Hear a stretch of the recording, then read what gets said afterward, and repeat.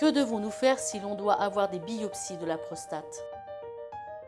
Vous devez avoir des biopsies de prostate. L'échographie prostatique endorectale est actuellement un des meilleurs examens pour étudier la structure interne de la prostate.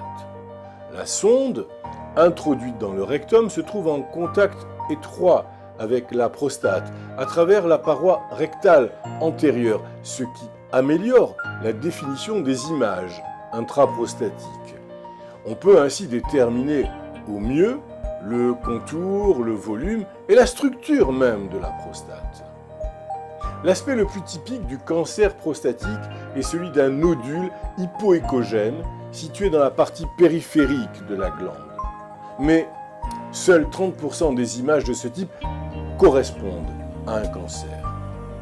L'examen peut être sensibilisé par l'utilisation d'un échographe Doppler couleur, qui est un appareil plus élaboré. Il faut souligner que l'échographie endorectale seule est peu spécifique et qu'elle n'a pas de valeur diagnostique dans le cancer prostatique.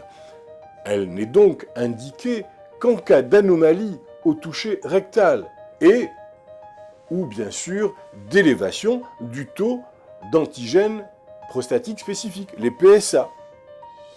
L'échographie par voie suspubienne reste par ailleurs suffisante pour déterminer le volume prostatique et l'importance du résidu post-mictionnel chez les patients ayant de simples troubles mictionnels.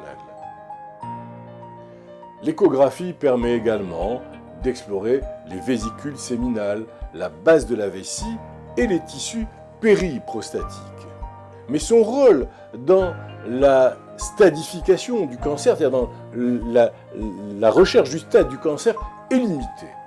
Si cela s'avère nécessaire, l'échographie permet de faire des biopsies écho-guidées de la prostate avec une grande précision. Et pour ce faire, on utilise une aiguille fine qui est introduite à travers la sonde d'échographie. L'aiguille va traverser la paroi rectale et atteindre le parenchyme prostatique à l'endroit voulu. On fait généralement 2 à 3 biopsies par lobe prostatique, soit en fait 4 à 6 au total, en plus des biopsies dirigées au niveau d'anomalies palpables et ou d'anomalies bien sûr échographiques. L'échographie par voie endorectale et les éventuels prélèvements peuvent être légèrement désagréables, mais ne sont en aucun cas particulièrement douloureux.